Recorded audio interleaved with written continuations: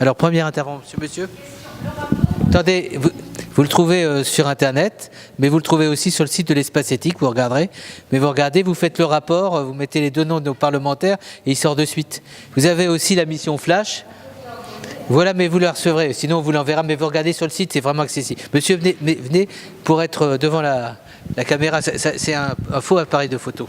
Merci. Dites qui vous êtes. Merci Emmanuel Hirsch. Donc José Pollard, je suis psychologue, aidant filiale et je suis président de l'association EHPAD de côté. Oui, ouais, pas moi, mais enfin bref, peu importe.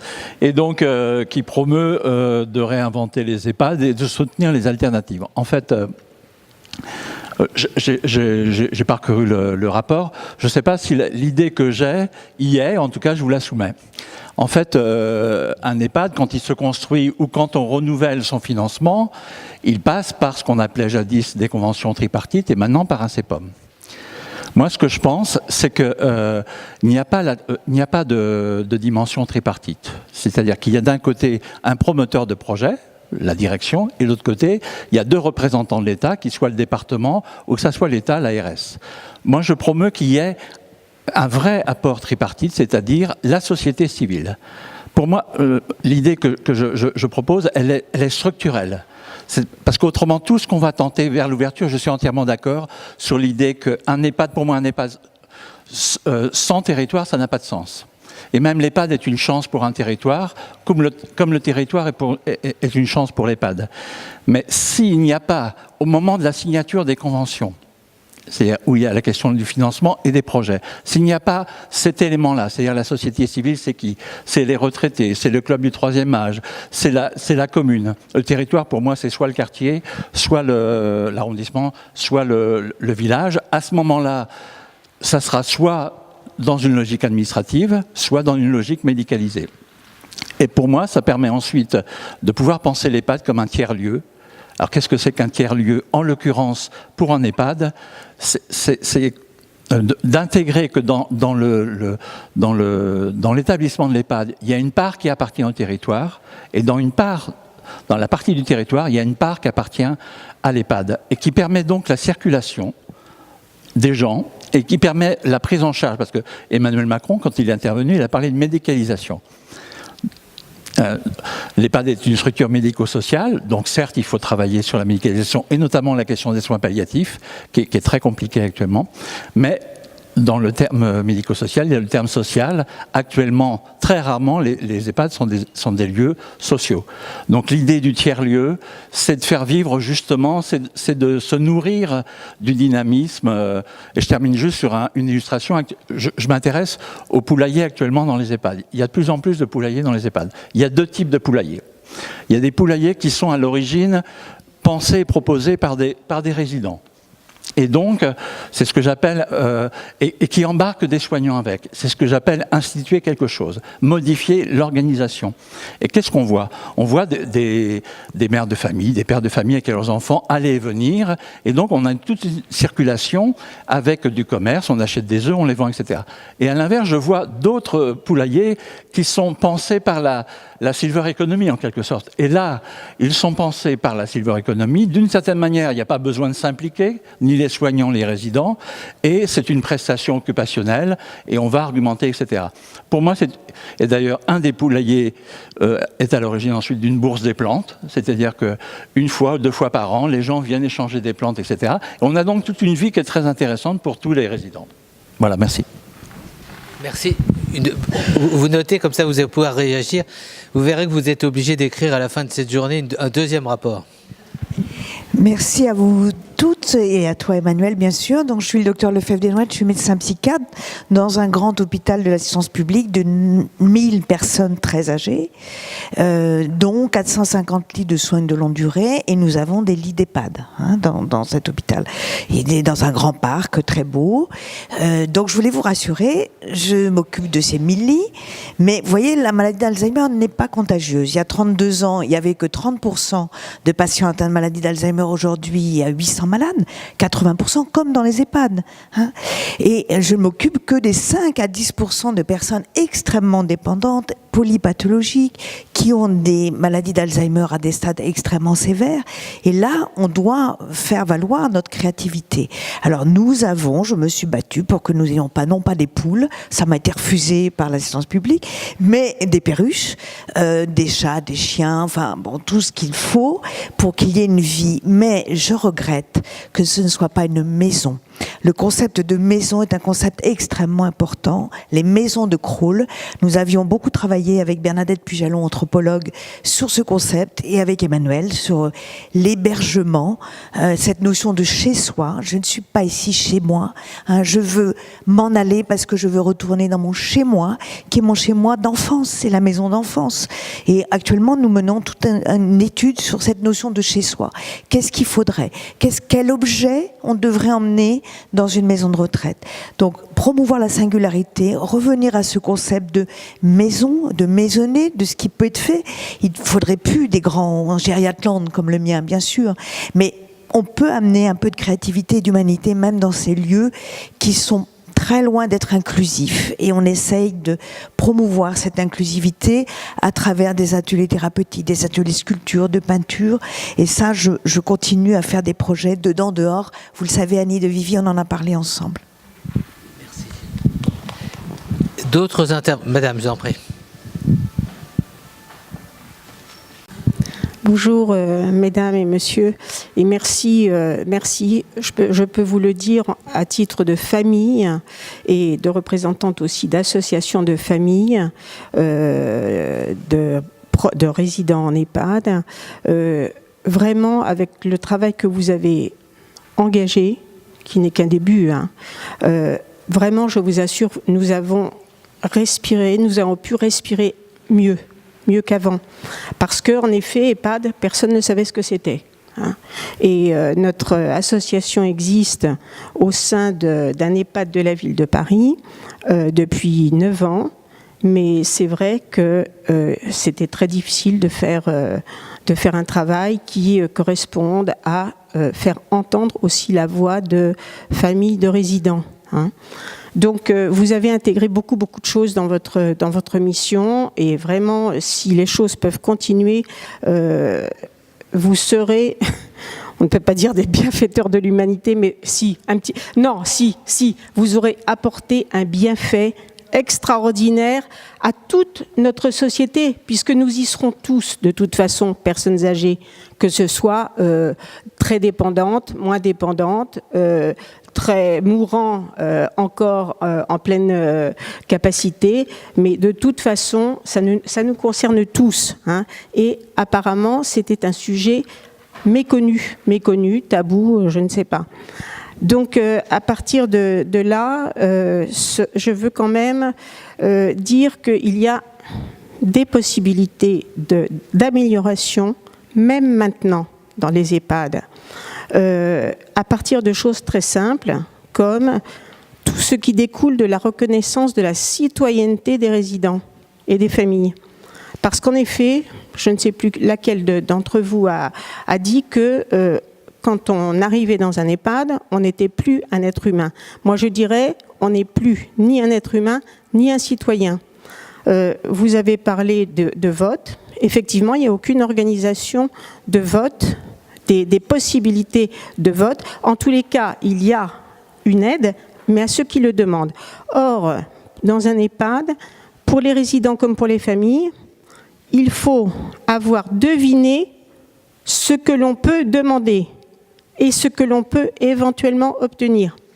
Ce qui est, il y a une espèce de méconnaissance du fait que les personnes, elles arrivent, résidents et leurs familles, que d'abord les familles existent, qu'elles continuent à être des aidants au sein même de l'EHPAD, ce qui n'est pas forcément, c'est pas facile effectivement de constituer l'ensemble vertueux de l'établissement, les personnels d'établissement, les besoins du résident et sa personne, et le rôle des familles.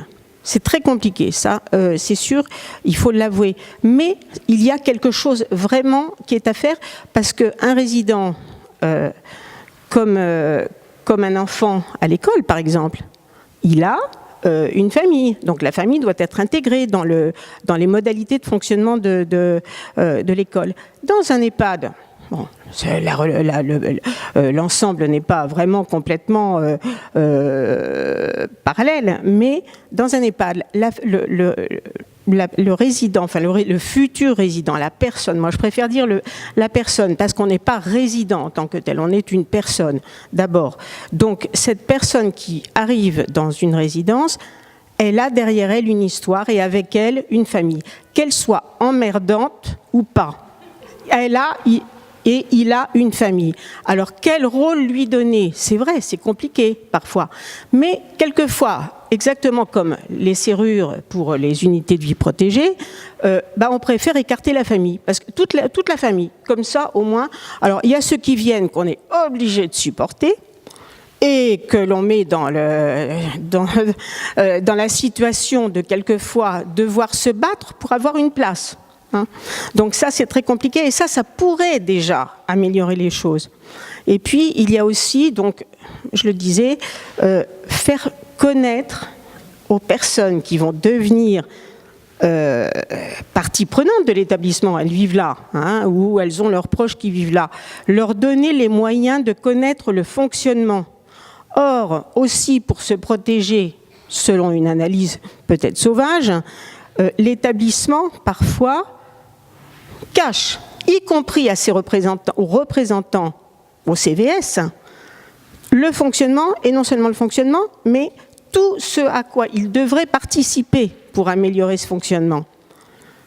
Donc, les représentants au CVS sont prévenus quand les choses sont déjà bouclées, les familles et associations de familles, quand il en existe, sont prévenues aussi quand c'est complètement bouclé, c'est-à-dire qu'elles ne peuvent pas participer au projet de l'établissement. Or, c'est quand même elles qui devraient, a priori, être les premières intégrées.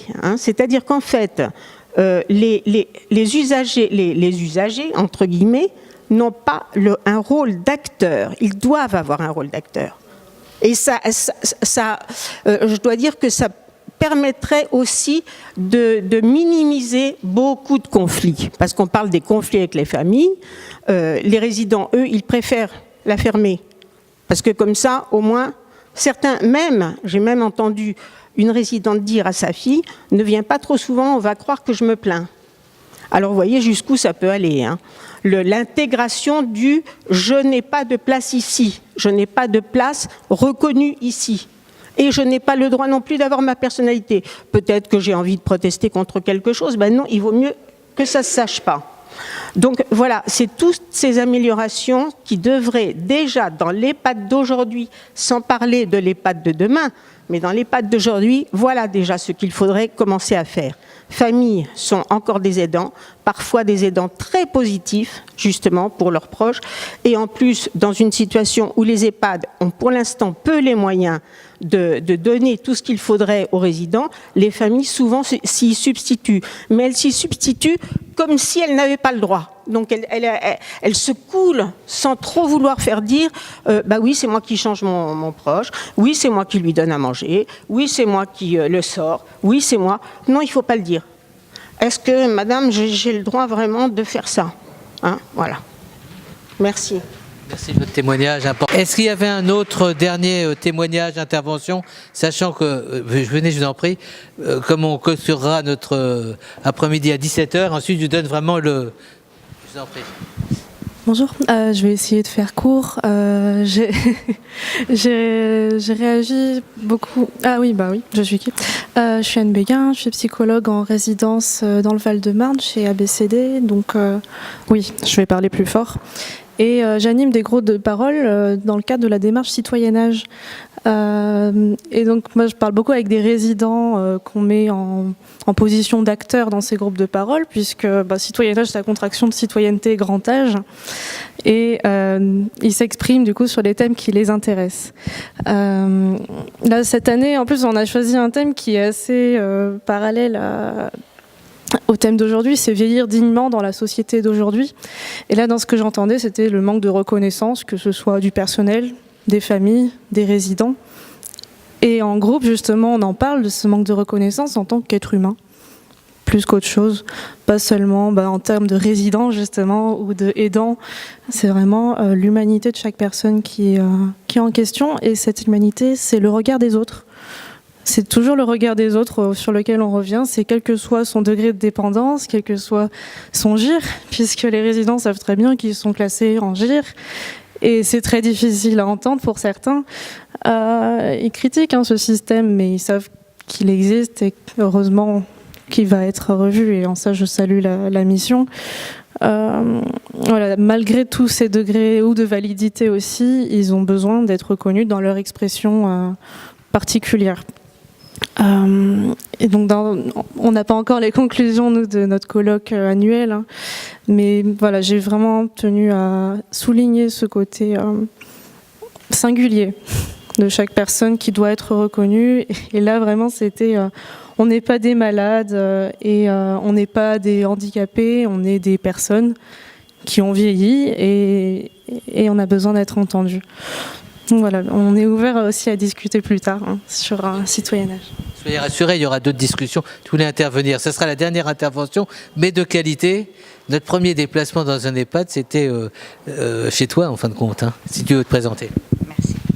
Bonjour, moi je suis Pascal Lajognas, la directrice du réseau médico-social d'une association ARPAVie, donc principalement orientée sur la gestion d'établissements pour personnes âgées, médicalisées et, comme le disait monsieur tout à l'heure, résidence autonomie, c'est-à-dire non médicalisée. Voilà, ça c'est aussi important, c'est une offre importante aujourd'hui. Je voudrais, alors c'est juste, on n'aura pas le temps de développer, mais je pense qu'il faut aussi avoir conscience aujourd'hui du problème des financements, parce qu'il y a les financements humains, mais il y a en fait tout le financement qui concerne le bâti, les projets, la sensibilité qu'on doit avoir à la maîtrise des coûts. Et du coup, c'est vrai que tout à l'heure, Mme Fiat, vous disiez que les EHPAD sont souvent en dehors des villes. Pourquoi ? Parce que le foncier est moins cher qu'au cœur de ville. Et du coup, comme ça a un impact aussi. Alors, il y a, je suis d'accord avec vous, je veux dire qu'après, ce sont des problèmes de choix. Il peut y avoir un foncier qui est proposé en cœur de ville, et il peut y avoir une subvention de la mairie ou un bail amphithéotique ou quelque chose qui fait, tous ces moyens de financement, mais qui font que le projet qu'on va sortir va être de toute façon accessible. Il faut qu'on reste dans une offre accessible. Donc pourquoi on contraint les mètres carrés ? Pourquoi on contraint aussi parfois certains projets ? C'est pour rester dans une offre accessible, ouverte à tous. Donc c'est une difficulté aujourd'hui, il ne faut pas la méconnaître, parce que même quand on veut bien faire, eh bien, elle s'impose aujourd'hui à nous. Donc les financements, c'est pas très beau de terminer une journée avec autant de beaux témoignages, et c'est vrai, d'orientation, et moi aussi plein d'espoir, mais je crois qu'il faut penser à ça. Il faut aussi penser au temps que mettent les projets à sortir, c'est-à-dire entre le moment où il est autorisé et le moment où il voit le jour, il est déjà obsolète. Voilà, parce qu'il se passe 5 ans, dans le meilleur des cas. Donc il faut y penser à ça, c'est vraiment quelque chose qui va de toute façon après avoir un impact sur le fonctionnement. De rien.